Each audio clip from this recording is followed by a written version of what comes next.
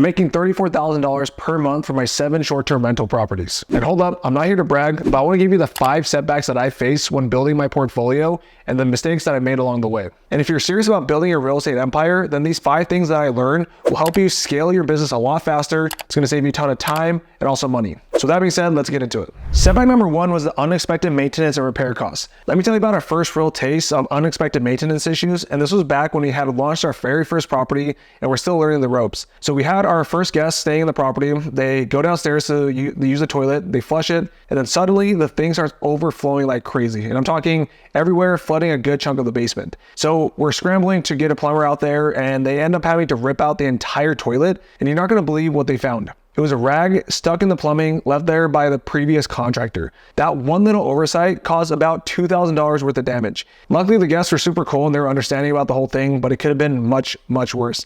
And imagine this had happened in the middle of the night and they woke up to a completely flooded basement. We're just thankful that we caught it in time, but man, that was such a stressful start. Here we are, brand into the short-term rental game, and our very first guest experience involves a flood and a $2,000 repair bill. It had us second guessing everything, wondering if we had even made the right decision to get into short-term rentals. But do you know what? That ended up being the only major issue we had for a long time. It was like getting the big scare out of the way early, and it taught us a valuable lesson about being prepared for the unexpected. So how do you deal with this?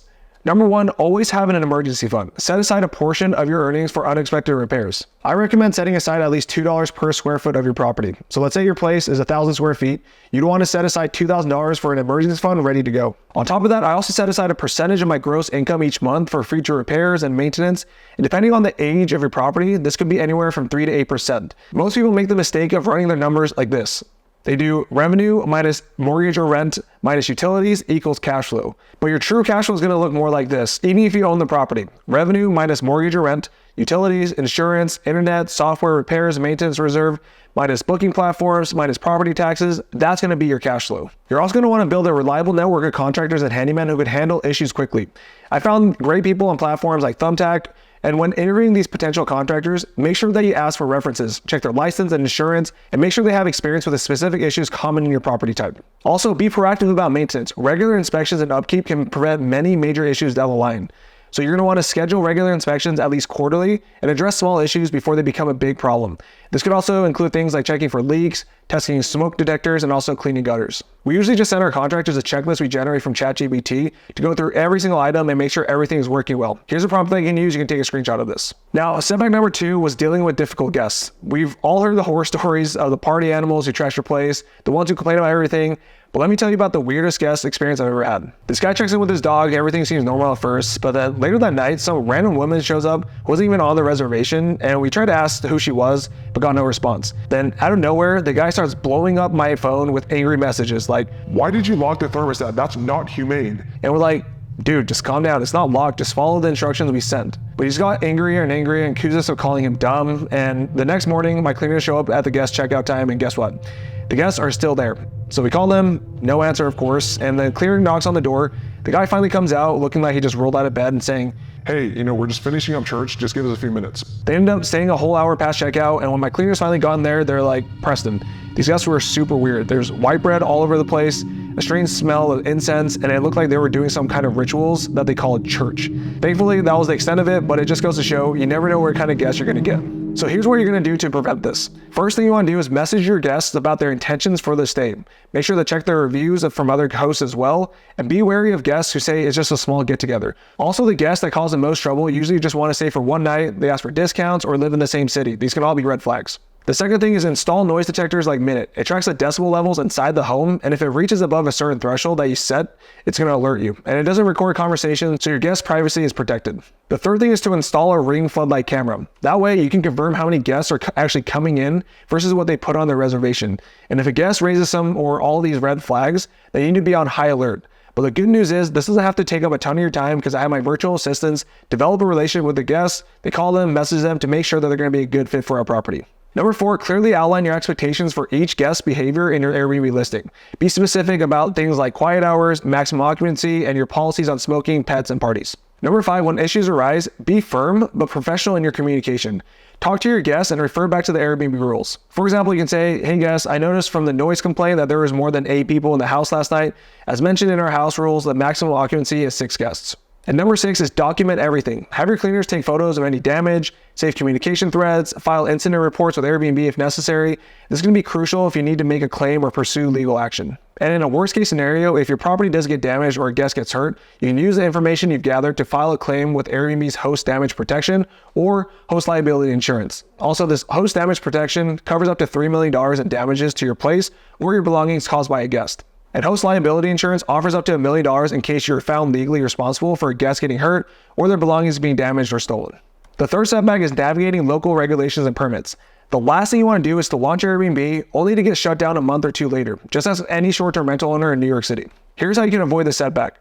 Number 1, do your homework. Start by checking your city and county websites for information on short-term rental regulations. Look for things like zoning restrictions, permit requirements, and tax obligations. I also want to add a note to this. Sometimes the websites can be outdated, so make sure that you call the city or county directly and see what changes might be upcoming. Number 2 is type in short-term rental regulations and then your city or county name, and then click the news tab to see if there's anything coming up. Number 3 is to attend city council meetings and join local host groups. This is a great way to stay informed about any changes to local laws and also connect with other hosts who have navigated these issues.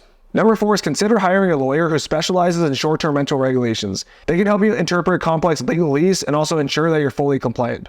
Number 5, look at markets that have made up their mind on short-term rentals. So for example, they require permitting. This is actually a great way to protect your Airbnb from more competition coming in, as it creates more friction from supply hitting your market. And number 6, once you have all the necessary permits, make sure you're following all the rules. This could include things like collecting and remitting occupancy taxes, posting your permit number on your listing, and also adhering to your occupancy limits. The fourth setback is managing multiple properties and scaling. The key here is to make sure you set a solid foundation from the jump.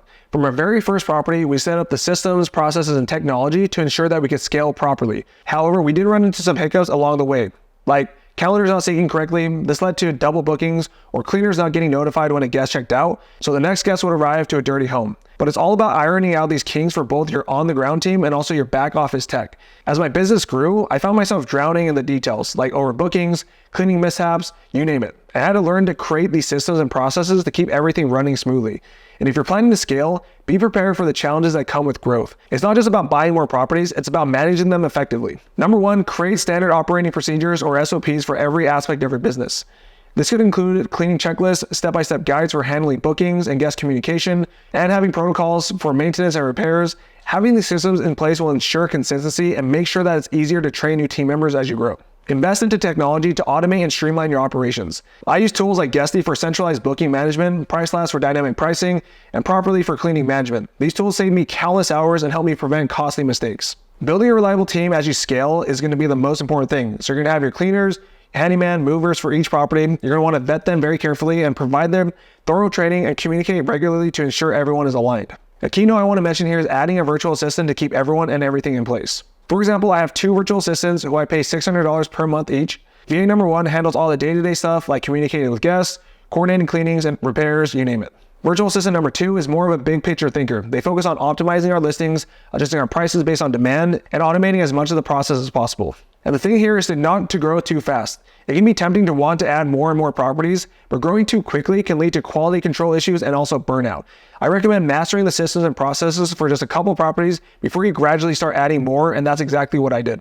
Number 5 is adapting to market changes and competition. For one of our first properties, we designed it well and had some great amenities, but as more listings popped up in the area, we knew we had to keep reinvesting to stay competitive. So we added a mini golf area, a hot tub, streetlights in the backyards for guests to enjoy.